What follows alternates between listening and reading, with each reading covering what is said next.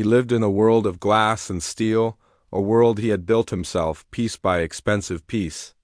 At 50, Alistair was a king, but his kingdom was cold and quiet.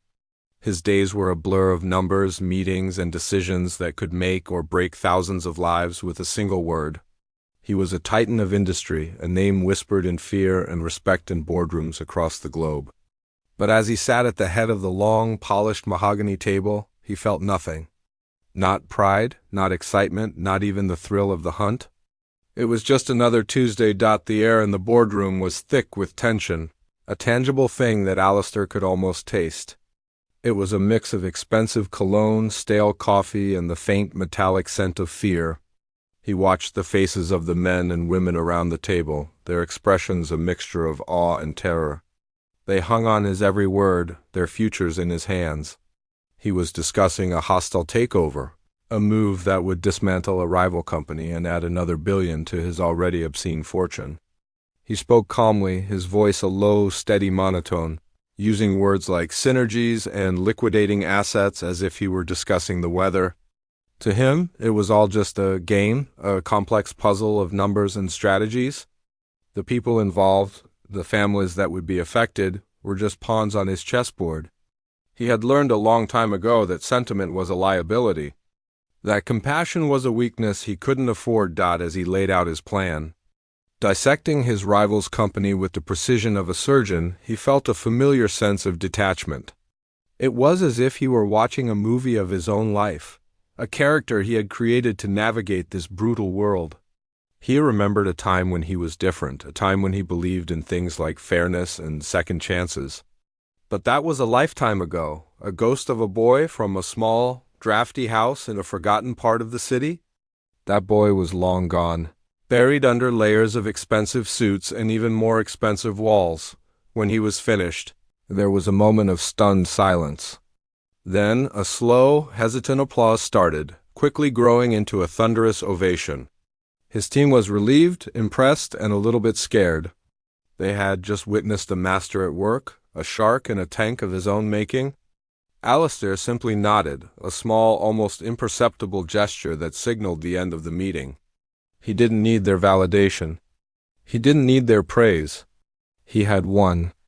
That was all that mattered. As he left the boardroom, his assistant scurrying to keep up with his long, purposeful strides, he felt the first hint of the day's exhaustion. It wasn't a physical tiredness, but a deep, soul-crushing weariness that settled in his bones. He walked through the corridors of his empire, his reflection staring back at him from the gleaming marble floors and the floor-to-ceiling windows. He saw a handsome, distinguished man with silver-streaked hair and a face that was a mask of control. But he didn't recognize the man in the reflection. He was a stranger, a hollow shell of a man who had everything and nothing at the same time. His car was waiting for him at the curb, a sleek black sedan that was as silent and as powerful as a panther. As he slid into the plush leather interior, the city lights blurred into a meaningless smear of color. He used to find beauty in the city skyline, a testament to his own ambition and success. But now it just looked like a giant, cold machine, a monster he had helped to create. He felt a familiar, hollow ache in his chest, a void that no amount of money or power could fill. He was a man who had conquered the world, but he had lost himself in the process. The drive to his penthouse was a silent one. His driver knew better than to make small talk. Alistair stared out the window, watching the city rush by in a dizzying kaleidoscope of lights and shadows. He saw people laughing on street corners, couples holding hands, families walking home from dinner. He saw a world that was alive, a world that was full of connection and warmth. And he felt a pang of something he couldn't quite identify. Was it jealousy? Or was it a long-forgotten memory of a life he could have had? His penthouse was perched high above the city, a sterile, minimalist oasis in the sky. It was a masterpiece of design, all clean lines, neutral colors, and breathtaking views. But it was also a museum, a showcase of his wealth that was devoid of any personal touch. There were no family photos, no quirky souvenirs, no signs of a life lived. It was a beautiful, empty cage, and he was the only bird in it. He poured himself a glass of whiskey, the amber liquid glowing in the dim light of the setting sun. He walked over to the floor-to-ceiling window and looked out at the city spread out below him like a glittering carpet. He had everything a man could ever want. He had more money than he could ever spend, more power than he could ever wield. He was a king in his own right. But as he stood there, alone in his glass and steel castle, he felt a profound sense of loneliness. He was a man who had spent his whole life reaching for the top, only to find that there was no one there to share it with. He took a sip of his whiskey. The burn of the alcohol a welcome distraction from the ache in his chest. He thought about the boy he used to be, a boy who loved to draw and dream of a different kind of life. A life filled with simple pleasures like the smell of his mother's cooking, the sound of his father's laughter, the warmth of a hug. He wondered where that boy had gone, and if he was still somewhere inside him, buried under years of ambition and greed. As the last rays of sunlight disappeared, he was left alone in the darkness, with only the city lights for company. He was a man who had it all, but he had never felt more empty. He was a man who was forgotten, even by himself. And in that moment of quiet despair, he had no idea that his life was about to change in the most unexpected of ways.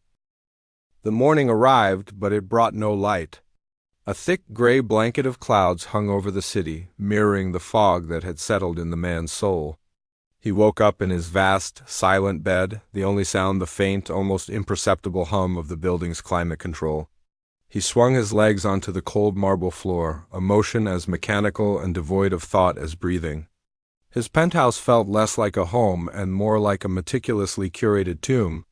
Every piece of furniture was expensive, every surface flawless, but there was no life, no warmth, no trace of the person who lived there. He went through his morning routine with the precision of a machine. A black coffee, brewed to an exact temperature, tasted like bitter water in his mouth. He scrolled through financial reports on a tablet, the numbers and charts blurring into a meaningless dance. He had won. The rival company was his, another billion added to a fortune he had no real use for. He should have felt triumphant, but all he felt was a profound and aching emptiness. It was a hunger that no amount of food, no amount of success, could ever satisfy. For the first time in a long time, he didn't know what to do with his day. The thought of returning to his office, to that glass and steel tower of power, was suffocating. "Let's just drive," he told his driver. A man who had been with him for years but whose first name he couldn't remember, the car slid away from the curb. A silent, dark fish swimming through the city's canals. The man didn't give a destination. He just stared out the window, watching the world go by without him. People rushed by with umbrellas, their heads down against a fine, persistent drizzle that had started to fall. They were all going somewhere, had someone to meet, a purpose that drove them forward. He felt like a ghost, invisible and disconnected, watching a life he was no longer a part of. They drove for what felt like hours, moving from the gleaming downtown core to the older, more worn parts of the city. The buildings here were shorter, made of brick and stone that had been weathered by decades of rain and smoke. The streets were narrower, crowded with smaller shops and bustling with a different kind of energy. It was messier, more chaotic, but it felt more real than the sterile perfection of his world. "Pull over up there," the man said, pointing to a stretch of curb beside a small park that was deserted in the rain. He needed to feel the air, to break the seal of his climate-controlled existence. As the driver pulled the car to a smooth stop, the man's door was open from the outside. But it wasn't his driver. Two figures had emerged from the small awning of a closed-down bakery, moving with a suddenness that made him flinch. They were girls, identical twins, who couldn't have been more than 10 years old. They were thin, wearing thin jackets that looked like they had been handed down from a much larger sibling, their hair damp and clinging to their faces. The man's first reaction was a sharp flash of annoyance. It was an interruption, an unscheduled event in his carefully controlled day. His mind immediately categorized them: beggars, scam artists, a minor inconvenience to be dealt with. He was already reaching for his wallet, ready to hand over a bill large enough to make them go away.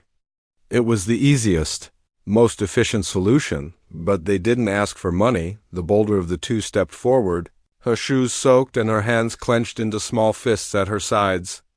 She looked up at him, and in her eyes he saw something that gave him pause. It wasn't the look of a hardened street kid. It was a desperate, flickering hope. "Excuse me, sir," she asked, her voice small but clear, cutting through the sound of the rain. "We need your help. It's our mother." The man almost laughed out loud.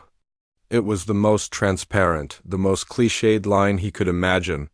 He had heard it 100 times in 100 different forms. It was a script, a play designed to pull at the heartstrings of soft tourists and gullible fools. He was neither. He was about to wave his driver over, to have him gently but firmly remove them from his path. Then the other girl, who had been standing silently behind her sister, spoke. Her voice was softer, but it held an unexpected weight. "We don't want your money," she said, her gaze direct and unwavering. This stopped him. It was a deviation from the script. It piqued his curiosity against his better judgment. He looked from one girl to the other.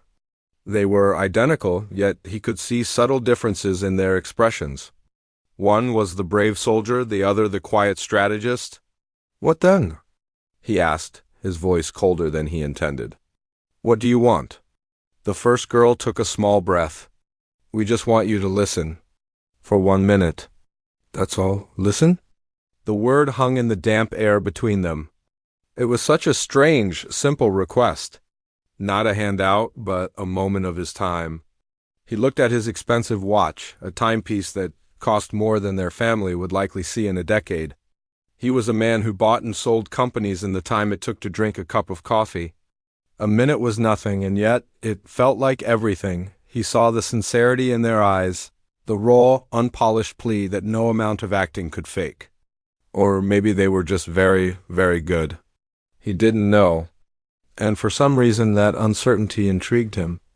The hollow ache in his chest seemed to pulse, a dull reminder of his own emptiness. What did he have to lose? A minute of his meaningless day? He leaned back against the sleek, wet metal of his car, crossing his arms over his chest in a gesture of pure, cynical disbelief. He looked down at the two small figures, braced against the drizzle, and gave a small, dismissive sigh. "All right," he said, his voice flat. "You have 60 seconds. Make it good?" He was fully expecting to be unimpressed, to have his cynical view of the world confirmed once again. He was waiting for the sob story, the fabricated tale of woe, designed to soften him up for the real ask. He was so sure of what was coming that he was already composing the refusal in his head. The two girls stood side by side on the damp pavement, their small forms a stark contrast to his imposing figure and the powerful machine behind him. They looked at each other, a silent communication passing between them. Then they took a deep, collective breath, and the world around the man seemed to fall silent. He was still waiting for the joke, for the punchline. He had no idea that he was the one who was about to become the punchline. He stood there, a statue of impatience, his arms crossed tightly over his chest. The 60 seconds on his expensive watch were already ticking away. Each second a tiny hammer blow against the quiet hum of the city. He watched the two girls, expecting them to launch into a well-rehearsed, tear-jerking monologue. He was ready for it, armed with a lifetime of practiced indifference. But they didn't speak. They simply looked at each other, a silent conversation passing between them in a single glance. It was a look of shared courage, of mutual understanding that went deeper than words. Then they turned their faces back to him, took a deep collective breath, and the world around the man seemed to hold its breath with them. The first note was not loud. It was small, almost fragile, like a single seedling pushing its way through cracked pavement. It came from the girl who had spoken first, the brave one. Her voice was clear and pure, cutting through the damp air and the distant rumble of traffic. It was a simple melody, the kind of tune you might imagine an old music box would play, haunting and familiar. The man felt a flicker of annoyance. A song? This was their grand plea? It was absurd. He almost scoffed, but the sound held him in place. It was too honest, too unadorned to be a trick. Then the second girl joined in. Her voice was the same, yet different. It was the harmony to the melody, the shadow to the light. The two notes didn't just play at the same time. They intertwined. wrapping around each other so perfectly that it was impossible to tell where one voice ended and the other began. It was no longer two girls singing. It was one single, perfect sound, a seamless and breathtaking tapestry of harmony. The melody swelled, filling the small space between them, pushing back the gray drizzle and the cold indifference of the street. Something strange happened inside the man's chest. It was a physical sensation, a sudden, sharp tightening that felt like a muscle remembering how to work after a lifetime of being dormant. The melody was a key, turning in a lock he hadn't known was there. It bypassed his brain, his logic, his fortress of cynicism, and spoke directly to a part of him that had been buried under decades of ambition and numbers. He was no longer a billionaire standing on a rainy curb. He was a small boy again, sitting on the floor of a tiny, drafty kitchen. He could almost smell the faint scent of baking bread and the wood smoke from the old stove. He could see his mother, her face tired but her eyes soft, as she hummed a tune while she mended his clothes. It wasn't the same melody, but it felt the same. It was the sound of unconditional love, of safety, of a world that was simple and good. It was the sound of a time before he had learned that life was a game to be won, a balance sheet to be balanced. He had forgotten that sound. He had buried it so deep he was convinced it no longer existed. The song continued, its simple, haunting melody weaving a story of loss and longing. But underneath it, there was something else. A thread of unbreakable hope. It was the sound of resilience, of a spirit that refused to be extinguished by hardship. He looked at the girls, really looked at them for the first time. He saw their thin jackets, their worn-out shoes, the dampness of their hair. But he also saw the fierce concentration on their faces, the way their eyes were closed as they poured every ounce of their being into the music. They weren't just singing a song. They were singing their lives, their love for their mother, their desperate plea for a miracle. The city around him had completely vanished. The impatient honking of cars, the chatter of people hurrying past, the gray buildings pressing in it all faded into a silent, blurry backdrop. All that existed was this small, sacred circle of sound. He felt a strange warmth spreading through his chest, a feeling so alien it was almost painful. It was the feeling of connection. He was connected to these two small girls, to their story, to the memory of his own mother. The cold, hard shell he had built around himself for so many years was cracking, and the warmth was seeping through the fissures. He had spent his life collecting things, companies, buildings, art, rare cars, all in a futile attempt to fill the void inside him. But here, on a dirty, wet street, two little girls with nothing were filling that void with a simple song. The irony was staggering. He, a man who could buy anything, was being given something priceless for free. The 60 seconds on his watch had long since passed, but he didn't care. Time had stopped. He was captivated completely and utterly at their mercy. As the melody reached its peak, it felt like a prayer, a single, pure note of hope sent up into the gray sky. It was the most beautiful, the most heartbreaking thing he had ever heard. He felt a sting behind his eyes, a hot, surprising moisture that he quickly blinked away. He hadn't cried in 40 years. He had forgotten how. But the music was remembering for him. Then, as gently as it had begun, the song started to fade. The two voices softened, the melody receding, leaving behind a single, lingering note that hung in the air like a tiny, shimmering star. And then, silence. The silence that followed was heavier and more profound than any sound he had ever heard. It was a sacred silence, filled with the echo of what had just been. The city rushed back in the rain, the traffic, the distant sirens, but it all sounded different now, muted and insignificant. The man was left standing there, his arms still crossed, but his posture had changed. The cynical tension had been replaced by a stunned, vulnerable stillness. He felt exposed, as if the girls had peeled back his skin and laid his soul bare. He looked at the two girls, who were now watching him with wide, anxious eyes. Their small chests were heaving from the effort.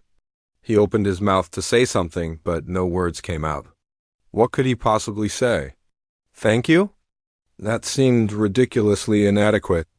His mind, usually so quick with facts and figures, was a complete blank. He had come into this encounter feeling in control, feeling powerful. Now, he felt like a child who had just been shown a universe he never knew existed. The joke wasn't on them. The joke, he realized with a jolt that shook him to his very core, was on him.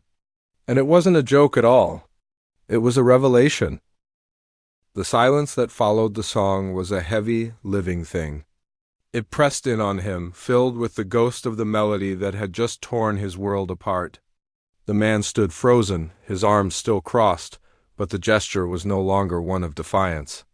It was a shield, a flimsy barrier against a flood of emotions he had no idea how to control. He felt raw, exposed, as if the girls had reached inside his chest and rearranged everything they found there. The cold, hard knot of cynicism that had been his core for decades had dissolved, leaving behind a hollow, aching space that was both terrifying and strangely hopeful. He looked at the two small faces turned up to him, their eyes wide with a mixture of fear and hope. They had given him everything they had, poured their souls out onto the wet pavement, and now they were waiting for a judgment. He cleared his throat, a rough, awkward sound that felt foreign in his own ears. The words he wanted to say were stuck, lost in a lifetime of disuse. Thank you was too small. I'm sorry was too selfish. He had to say something real. Who? He began, his voice cracking slightly. He stopped, cleared his throat again, and tried once more, his voice softer this time, almost a whisper. Who is your mother? The question seemed to release a tension in the girls that he hadn't realized was there. The braver one, the one who had first spoken to him, took a small step forward. Her name is Elena, she said, her voice trembling just a little. She used to be a music teacher. She taught us how to sing. She says harmony is the most important thing in the world. The other girl picked up the story, her voice quieter, as if she were sharing a secret. She got sick. It's a sickness in her nerves. The doctor said it's very rare. Some days she can't even hold a cup of tea. She tries not to show us that she's sad, but we hear her crying at night. The man listened, truly listened, in a way he hadn't listened to anyone in years. He wasn't analyzing their words for an angle or a weakness. He was just absorbing them, letting their story wash over him. He pictured their mother, a woman who loved music enough to make it the central lesson of her children's lives, a woman who tried to hide her tears so her daughters wouldn't worry. The image was so clear, so painful, it felt like a memory. There's a treatment, the first girl continued, her voice gaining a little strength. A new kind of medicine. It's not a cure, but the doctor said it could make her strong again. It could give her more time. But it costs a lot of money, the second one finished, her gaze dropping to the ground. More money than anyone can ever have. We tried. We sang in the subway and at the market. We saved everything, but it's not enough. It's never going to be enough. The man didn't need to ask how much. He knew that in the world of rare diseases and experimental treatments, a lot of money meant a number that could crush a family, a number that could turn hope into a dream. For a fleeting moment, his old brain kicked in, the part of him that saw everything in terms of assets and liabilities. He could write a check. It would be a drop in an ocean of wealth he had accumulated and never truly needed. He could solve their problem with a single stroke of a pen, and then he could get back in his car and return to his empty life, but the thought felt wrong. It felt dirty. To just hand them money would be to treat their miracle like another transaction, another acquisition. It would cheapen the gift they had just given him, the gift of their song, of their trust. He looked at their thin jackets, at the worn-out shoes on their small feet. He looked at the fierce love in their eyes, a love that had driven them to approach a stranger on a dark, rainy street. This wasn't a transaction. This was a test. And for the first time in his life, he wanted to pass. Wait here, he said, his voice firm but gentle. Don't move. I'll be right back. He turned and got into the back of his car, closing the door with a soft click. The driver, who had been watching the whole scene in the rearview mirror with a carefully neutral expression, glanced back at him, waiting for an address. But the man wasn't looking at the city. He was looking at his own reflection in the dark window, at the face of a stranger he was just beginning to meet. Home, he said, his voice distant. But as the car started to pull away from the curb, he saw the girls' small figures in the side mirror, standing exactly where he had left them, 2 points of light in the gathering darkness. "No, stop," he said, his voice suddenly sharp. "Stop the car." The driver slammed on the brakes. The man threw the door open and stepped back out into the rain. The girls looked at him, their faces etched with confusion and fear that he was abandoning them. He walked back to them, the rain soaking through his expensive coat, a sensation he barely noticed. He knelt down, bringing himself to their level, a gesture so uncharacteristic it felt as if someone else were controlling his body. "Show me where you live," he said. "Take me to your mother." The journey through the city was a different one this time. He was no longer a ghost looking out from a sterile bubble. He was in the world, moving through it with a purpose that felt both terrifying and exhilarating. The girls, whose names he learned were Anya and Katya, sat in the back with him, a respectful distance between them, but the air was thick with a new kind of energy. They directed him through a maze of narrow streets he never knew existed, a part of the city that was a world away from his glass and steel tower. The buildings here were old and leaning, covered in peeling paint and the ghosts of old advertisements. The sidewalks were crowded with people, and the sounds of life, laughter, arguments. Music spilled out from the open windows. They finally stopped in front of a small brick apartment building that looked like it had been standing for 100 years. The inside smelled of boiled cabbage and damp wool, a smell that was strangely comforting in its honesty. They climbed 3 flights of creaking stairs, the man's expensive shoes making a loud, clumsy sound on the worn wooden steps. Anya and Katya stopped in front of a door painted a faded blue and knocked softly. A weak voice from inside called, "Come in." They pushed the door open, and the man stepped into a small, sparsely furnished room. But what it lacked in luxury, it made up for in warmth and life. The walls were lined with shelves overflowing with books and sheet music. A worn but comfortable-looking sofa was covered in colorful knitted blankets, and in a chair by the window, wrapped in a quilt, was a woman. She was thin and pale, her face etched with pain. But her eyes, the same clear, bright eyes as her daughter's, shone with intelligence and love. This was Elena. She looked at her daughters, and then her gaze shifted to the man standing behind them, a tall, imposing figure in a dripping wet coat who looked completely out of place in her small world. A flicker of fear and confusion crossed her face. "Anya? Katya? Who is this?" she asked, her voice weak but steady. Before they could answer, the man stepped forward. He felt a nervousness he hadn't experienced since his first business meeting. He was about to make a promise, a real one, not a deal sealed with a handshake and a team of lawyers. He was about to do something that mattered. "My name is—" He started, then stopped. His name didn't matter. "I'm a friend," he said, and the words felt true. "I heard your daughter sing, and I'm here to help." The woman in the chair, Elena, looked at him with a mixture of exhaustion and deep suspicion. Her eyes, though clouded with pain, were sharp and intelligent. She had seen the world, and she knew that men like him did not appear in small, drafty rooms out of the goodness of their hearts. "There was always a price? Help?" she repeated, her voice a dry whisper. "What kind of help does a man like you offer to people like us?" She pulled her quilt tighter around her shoulders, a gesture of protection not just for herself, but for her daughters who stood nervously by her side. The man felt the weight of her question. He deserved her suspicion. He was the man who would have once bought her building, evicted her, and built a parking garage without a second thought. He couldn't just offer money. That would be an insult. He had to offer something more. He had to offer himself. "I heard your daughter sing," he said, his voice quiet but steady, "out there on the street. And it reminded me of something I had forgotten. It reminded me that there are things in this world that you can't put a price on. Your daughter's love for you is one of those things. My help is not a handout. It's a debt. A debt I'm paying to them for the reminder." He looked at Anya and Katya, who were watching their mother's face, their own hopes hanging in the balance. He knelt down again, so he was not looking down at Elena, but up at her. "I don't want anything from you. I just want to help. Let me make some calls. Let me talk to some people. Let me try. There was a long silence in the small room. The only sound was the rain against the window pane and the faint, rhythmic tick of an old clock on the wall.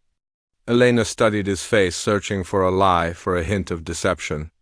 But all she saw was a raw, unfamiliar sincerity. He looked as lost as she felt.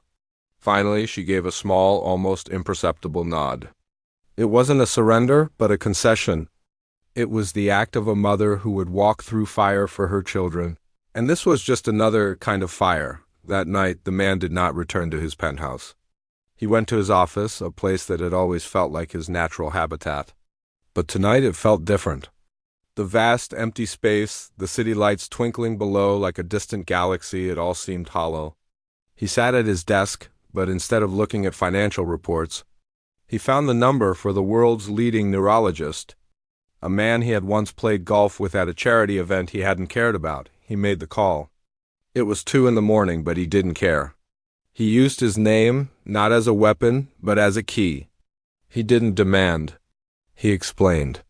He told the doctor about Elena, not as a case file, but as a person. He told him about her daughters, about their song.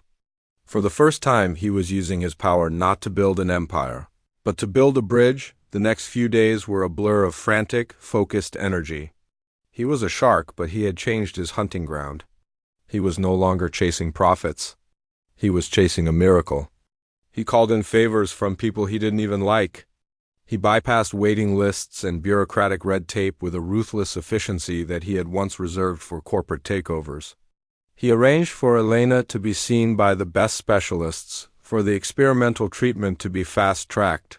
He didn't just write a check. He managed the entire operation, personally overseeing every detail. He was there when the ambulance came to take Elena to a private clinic. He held Anya's hand while Katya rode with their mother. He was no longer a spectator. He was a participant. The treatment began. It was a difficult, grueling process. There were good days and bad days. But through it all, the man was a constant presence. He would sit with Elena for hours, sometimes in silence, sometimes talking about his own mother, about the boy he used to be. He brought the girls their favorite foods, helped them with their schoolwork, and listened to them sing. Their small apartment, once a place of fear and uncertainty, became a place of quiet hope. He found himself looking forward to the simple things, the taste of the tea Elena would make for him, the sound of the girls practicing their harmony in the next room. The hollow ache in his chest was gone, replaced by a warmth that spread through him, a feeling of being truly, deeply alive. A year passed. The man stood in the wings of a small, sold-out concert hall. The air was buzzing with the excited chatter of the audience.